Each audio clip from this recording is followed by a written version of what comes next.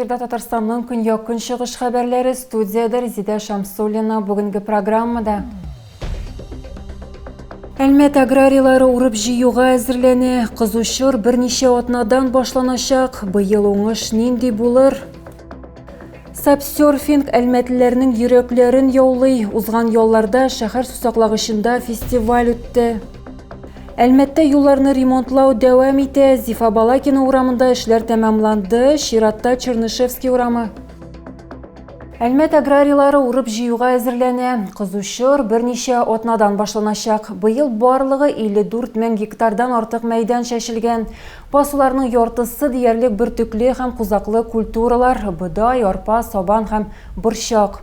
Калган авыл хуҗалыгы җирләрендә соя, көнбагыш, кукуруз, яшелчә һәм башка культуралар үстерелә. Бу хакта район башлыгы Тимур Нагуманов хәбәр итте. Төрле бөртекле культуралар үстерүдән тыш авыл халкы азык әзерләүгә дә зур игътибар бирә. Бүгенге көндә 2000 тонна печән һәм 12 мең тонна сенаж әзерләнгән. Сапсерфинг әлмәтләрнең йөрәкләрен яулый. Узган ялларда шәһәр сусаклагычында фестиваль үтте. Тебе не отдам! Әлмәт сусаклагычында саббордларда ярышлар узды. Анда 150-гә якын кеше катнашты. Саббордларда йөрү, ул әле ярдан күренмәгәнне күрүдә.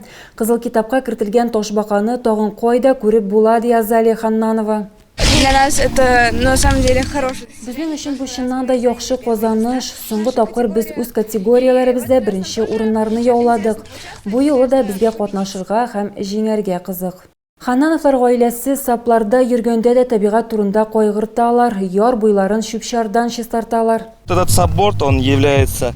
Сабборд бик көчле эмоциональ такта. Беренчедән кеше анда үзен ирекле итеп хис итә, кайда тели, шунда йөзә ала.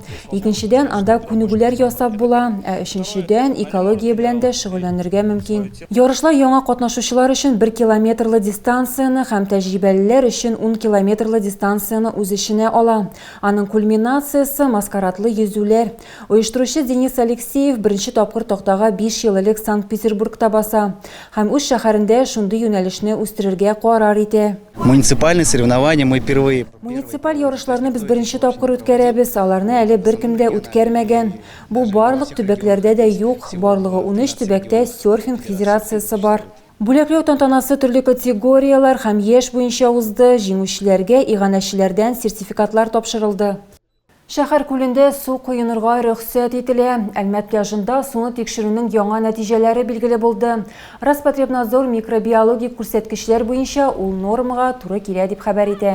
Су куенуны тыю турындагы хәбәр бер атна элек үк чыккан иде. Республиканың 8 пляжында су нормага туры килмәгән. Шул исәптән Әлмәттә дә.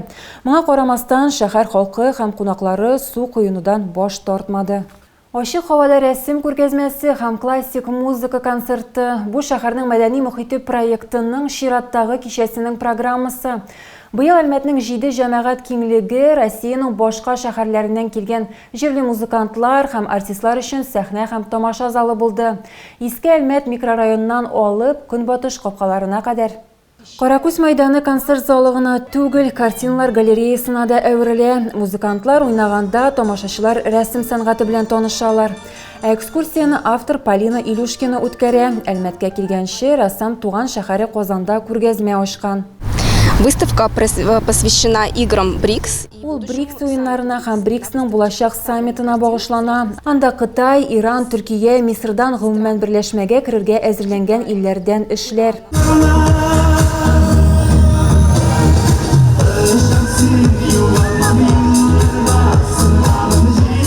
Проект мәйданчыкларында һәркем күңеленә хуш килгәнне табачак. Әлмәттә юлларны ремонтлау дәвам итә. Зифа Балакина урамында эшләр тәмамланды. Чиратта Чернышевский урамы. Җирле халык яңа юллар көтә. Вот в начале там проехали, и до сюда у нас она вся. Монда юл тигез түгел, әлбәттә ремонт кирәк. Беренче чиратта машиналар зыян күрә. Һәм юл кырые да бозыла. Машиналар торганга ишек алдына керү юлы да уңайлы түгел. Хәзер юлның асфальт катламын салдырганнар, биредә техника эшли. Машина йөртүчеләргә маршрутны алдан планлаштыру яхшырак. Совет һәм Белоглазов урамнары буенча урап узу мөмкин. Россияда эшләүче пенсионерларга пенсияларны индексациялауны яңартачаклар. Мондый законга Россия президенты кул куйган. Хәзер индексация 2 тапкыр үткәреләчәк. 1 февральдан инфляция күләменә карап артачак, аннары ел йомгаклары буенча 2024 ел өчен хезмәт хакы фондының үсеш темпы билгеләнәчәк. Бу 1 апрельдан индексация өчен нигез булып торачак. Өстәмә күләме пенсия күләменнән чыгып, үткән барлык индексацияларны шул исәптән 2016-2024 еллар чорында исәпкә алачак. Индексацияны 2016 елда туктатканнар иде. Татарстан халкы махсус хәрби операциядә катнашучыларга ярдәм итүләрен дәвам итә. Зәй районы волонтерлары хәрбиләр өчен саклагыч шелтәрләр үрүдән бер дә üzülмиләр. Авыл клубында волонтерлар җиңү өчен тырыша. Көненә 1, хәтта 2 шелтәр үрергә өлгерәләр. Хатын-кызлар инде ярты ел эшли. Чтобы дети наши вернулись все целые, невредимые. Эти сетки, которые мы плетем, остались только в музеях. Тагы да күбрәк яңалыклар һәм тапшырулар белән безнең сайтта таныша аласыз. Без социаль челтәрләрдә дә бар, хәбәрләр юллагыз. Бүгенгә менә шулар. Мин сезнең белән сау булашам. Исән-имин булыгыз.